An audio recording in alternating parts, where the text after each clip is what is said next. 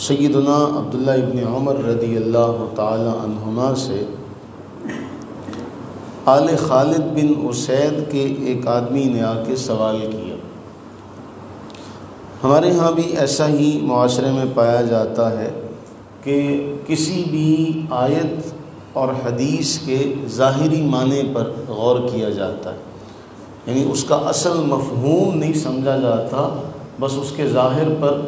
ساری توجہ دی جاتی ہے۔ ہم قرآن کریم اگر پڑھیں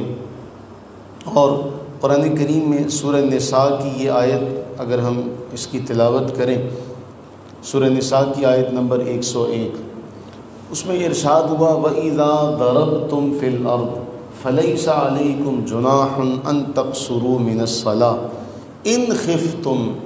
أَن يَفْتِنَكُمُ الَّذِينَ كَفَرُوا، اگر تمہیں خوف ہو کافروں سے کہ وہ تمہیں فتنے میں مبتلا کر دیں گے، تمہارے ساتھ کوئی ایسا معاملہ کریں گے، اور پھر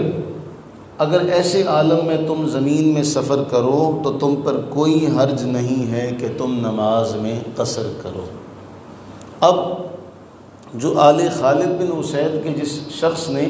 حضرت عبداللہ ابن عمر سے سوال کیا، وہ عرض کرنے لگے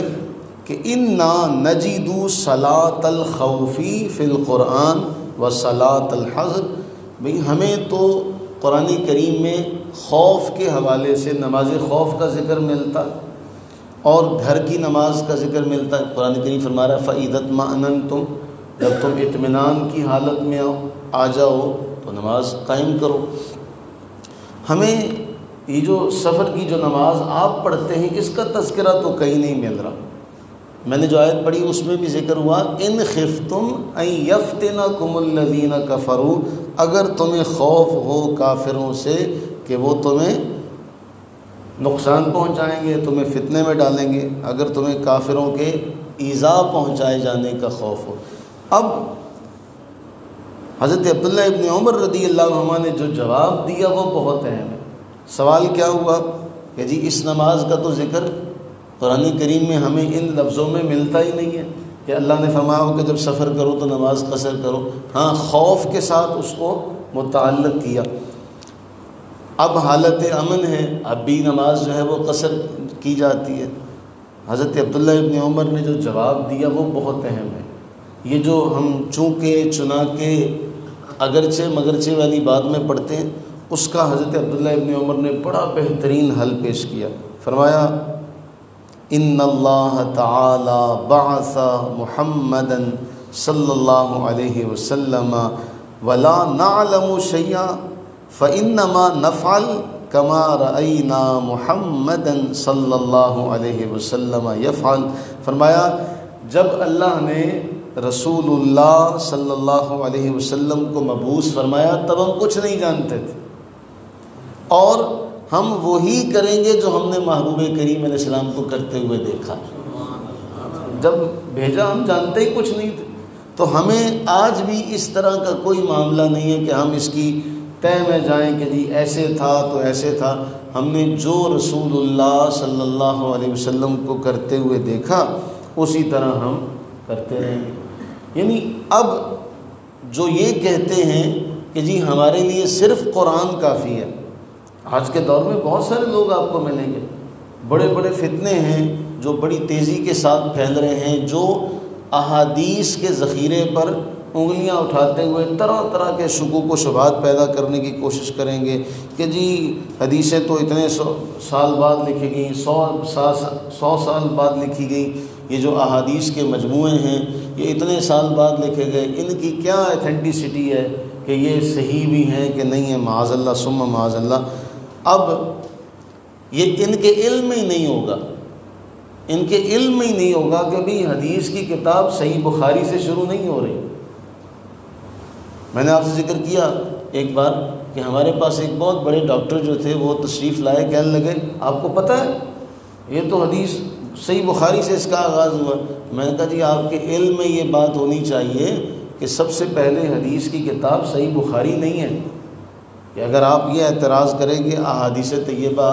حضور علیہ الصلوۃ والتسلیم کے 150 سال بعد، 200 سال بعد، 100 سال بعد لکھی گئی ہیں، تو پھر آپ کی اطلاع کے لیے عرض ہے کہ صحابہ کرام علیہم الرضوان کے باقاعدہ شاگرد تھے جن کو وہ احادیث لکھوایا کرتے تھے، بلکہ سنن ابو داؤد کی وہ روایت ہم نے کئی بار پڑھی ہے جس میں حضرت عبداللہ رضی اللہ عنہ فرماتے ہیں کہ میں احادیث لکھا کرتا تھا۔ تو وہ لکھا کرتے تھے تو اس کا مطلب یہ ہے کہ اس دور میں لکھی ہوئی صورت میں یہ چیزیں موجود تھیں۔ تو یہ بات آج کے دور میں کہا جاتا ہے جی ہمارے لیے صرف قرآن کافی ہے، تو اللہ تعالیٰ نے قرآن کریم میں واضح طور پر ارشاد فرمایا، اگر ہم قرآن کریم اٹھائیں اور قرآن کریم کو دیکھیں، فرمایا کہ جو رسول تمہیں دیں لے لو، جس سے تمہیں منع کریں اس سے باز آ جاؤ، اور پھر فرمایا اطیعوا اللہ و اطیعوا الرسول۔ پھر ایک جگہ فرمایا جو رسول کی اطاعت کرے در حقیقت ایسا ہی ہے فقد اطاع اللہ، کہ اس نے اللہ کی اطاعت کی۔ اب حضرت عبداللہ ابن عمر کی اس جملے کو پھر یاد رکھیں کہ کیا فرمایا، ہمیں تو پتہ ہی نہیں تھا، ہمیں تو پتہ ہی نہیں تھا، اللہ نے محبوب بھیجا، ہم نے جو محبوب کریم علیہ السلام کو کرتے دیکھا، جس طرح انہوں نے کہا ہم نے کرنا شروع کر دی، ہم نے سوال نہیں کیا۔ اچھا، اسی کی مزید وضاحت جو ہے وہ صحیح مسلم کی روایت میں بھی ہے۔ یعلا بن امیہ رضی اللہ تعالیٰ عنہ حضرت عمر فاروق رضی اللہ عنہ کے پاس آئے، وہ تو حضرت عبداللہ بن عمر سے تھی، یہ حضرت عمر سے روایت ہے کہ ہم تو آج امن میں ہیں، آج ہمیں کوئی پریشانی نہیں ہے، کوئی تکلیف نہیں ہے، نہ کافروں کا ڈر ہے، تو آج ہم نماز قصر کیوں کرتے ہیں؟ آج تو ہم اپنے، اگر آج کے دور میں دیکھا جائے تو ہم مسلمان ملک میں رہتے ہیں الحمدللہ، ہمیں کسی قسم کا کوئی ڈر کوئی خوف نہیں ہے۔ یہی سوال یعلا بن امیہ نے حضرت عمر سے کیا تھا رضی اللہ تعالیٰ عنہما۔ حضرت عمر فرمانے لگے کہ مجھے بھی اس کا تعجب ہوا تھا، یہ جو بات اے یعلا تمہارے دل میں آئی، میرے دل میں بھی یہ بات آئی تھی۔ میں نے اللہ کے نبی علیہ السلام سے عرض کیا تو حضور نے فرمایا یہ تو اللہ کا تحفہ ہے تمہارے لیے، یہ تو اللہ کا تحفہ ہے، روایت میں یہ تو اللہ کا صدقہ ہے، اللہ کا تحفہ ہے تمہارے لیے، تو تم اس کا تحفہ قبول کرو، تم اس چکر میں کیوں پڑتے ہو، تم اس چکر میں کیوں پڑتے ہو جی حالت خوف ہے یا امن ہے، اس کا تحفہ ہے، وہ تحفہ قبول کر لو۔ یہ کتنی اہم بات ہمیں سکھائی جا رہی ہے کہ جب وہاں سے کوئی چیز ملے تو اس کو لے لیا کرو، پھر یہ اگرچہ مگرچہ چونکے چناکے والے بات معاملے میں نہ پڑا کرو۔ اللہ سے دعا کریں کہ باری تعالیٰ ہمیں بھی یہی بات کہ ہم تو کچھ نہیں جانتے تھے، جب ہمارے پاس رسول اللہ صلی اللہ علیہ وسلم کا فرمان پہنچا ہم نے اس پر عمل کرنا شروع کر دیا، وہاں ہم نے عقل کے گھوڑے نہیں دوڑائے۔ اللہ تعالیٰ ہم سب پر اپنی رحمتیں برکت نازل فرمائے، آمین ثم آمین۔